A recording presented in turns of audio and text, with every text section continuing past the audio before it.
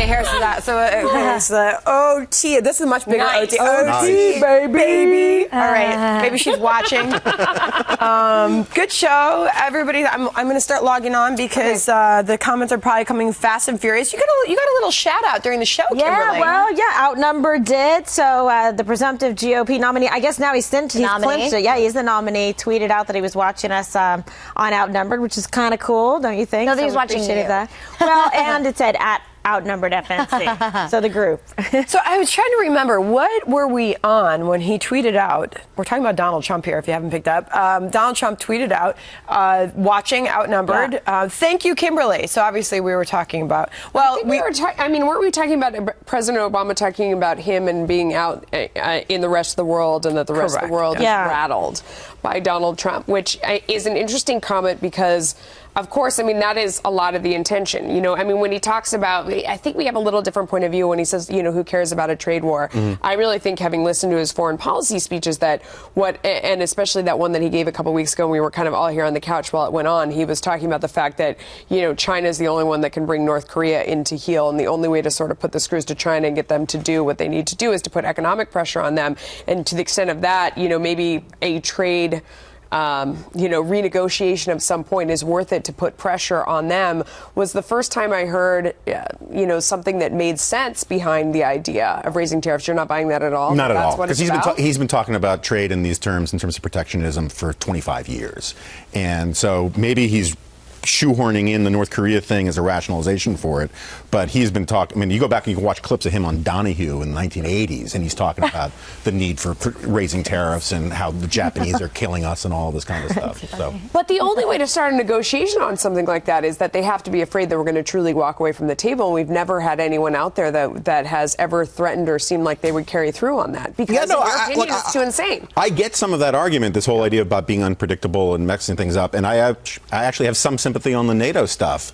I wouldn't talk about it the way he talks about it, but there is a real problem with NATO. We are essentially subsidizing the welfare states of Europe by NATO. But if I were if I were in the foreign office at any number of our allied governments, I would in fact be rattled, to use that word, by what Trump is doing. And we've seen it from David Cameron and other people who've said so publicly. Yeah. It's not President Obama's place to be saying that, though. No, I agree with that entirely. Yeah, if the other foreign leaders want to come out and publicly say it, that's fine. But President Obama this is all about, I agree with Kimberly, it's like Donald Trump has a bigger Twitter following. There's more attention on him. He's on all the late night shows now. Make no mistake, this is only about ego and popularity, and nothing is loving the fall of the popularity of President Obama more than me right now. I love it. Finally gone, finally out of office. The best part about this election, nobody more than the McCains are happy to see the Obamas go, except maybe the rest of the American people. That being said, he is going to do every show possible, every interview, every reality show on his way out, and then he's going to continue doing it until I die. Yeah, but I agree with all of that, but there's also a strategy behind it. The Democrats understand that Hillary Clinton is just simply not a good candidate. Yep. And the only case they can make it's sort of like the mirror image of the case that Republicans are making for Donald Trump is that we got to stop Hillary.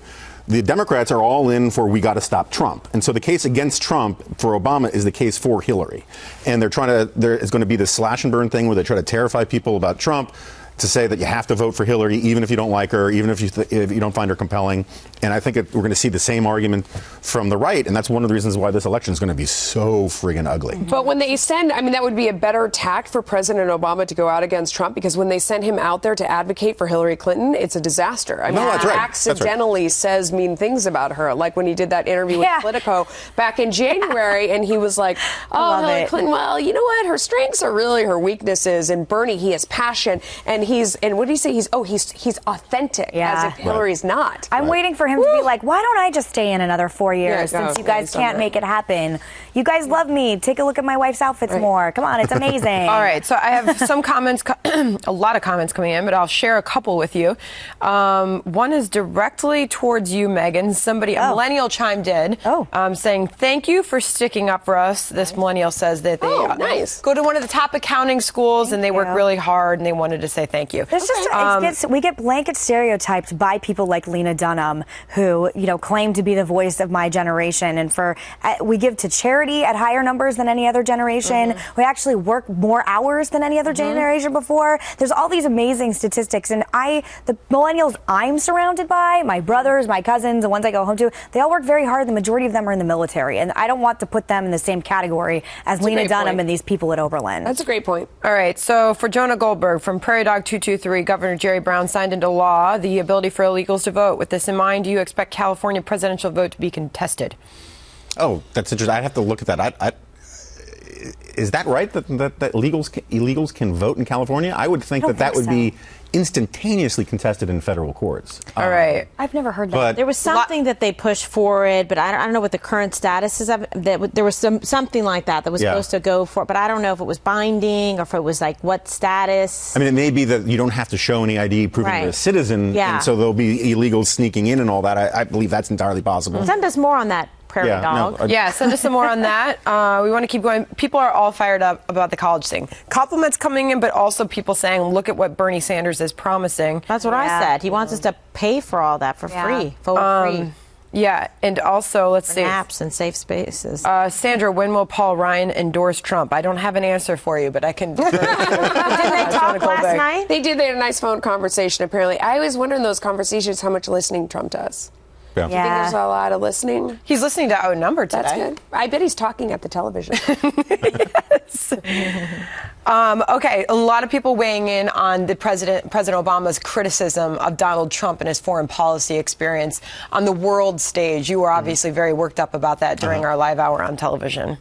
Yeah, look, I mean, the thing about it is, regardless of where I come down on the merits of what Obama was saying, I think first of all, it's interesting. It's politically stupid for him for the reasons I was saying on air about how he comes across as condescending. Yeah. He's actually talking about Trump disrupting conventional wisdom and the status quo as if it's a bug when it's in fact a feature of what Trump is promising to do.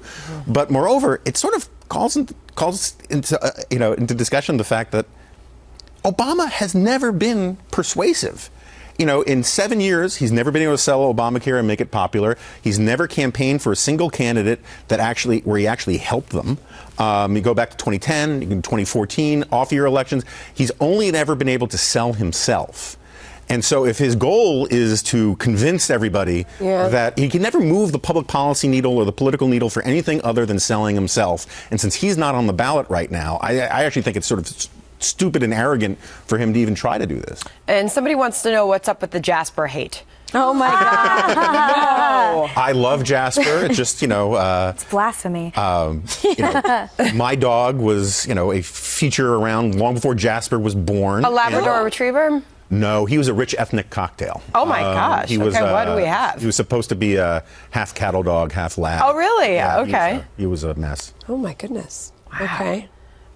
Sorry, sometimes the comments come in so fast, it's hard to grab them. And I'm switching back and forth, by the way, the live chat on our Outnumbered page, but also on the Facebook page. So we love the shout-outs, people writing in from all areas of the country. We love those. And Facebook's not censoring our Facebook page? Wow. asking for a friend. Were you invited to that meeting? Actually, I was. Yeah. I didn't go, but I was. But you didn't go. Was that a purposeful decision on your part? I was back from Europe for 24 hours, and the idea of turning around and going on a plane on my own dime to go listen to a bunch of... They didn't pay for it? No. They should have paid for it. I agree. Oh, come on. They have the money to spare. That is classic. I did not know that. How? Cheap. They should have paid for it. Gator arms. Zuckerberg. I mean, my God. No, he's a billionaire. Tough. Yeah.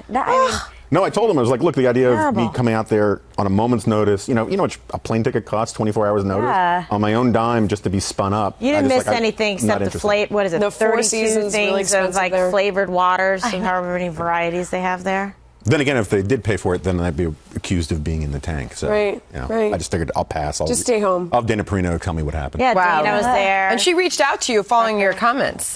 She did. Well, she's a zealous defender of Jasper. Of the Jasper man. I love it. That dog.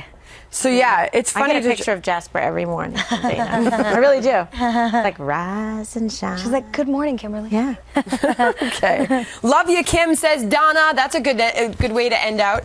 Good to have you, the Donnas. Great to be here, as always. By the way, almost outnumbered here, too. Brunette, but oh yeah, we're like all blondes. Excellent. True point. Fox. All right, thanks for joining us. We'll see you back on the live version at noon tomorrow. Yeah.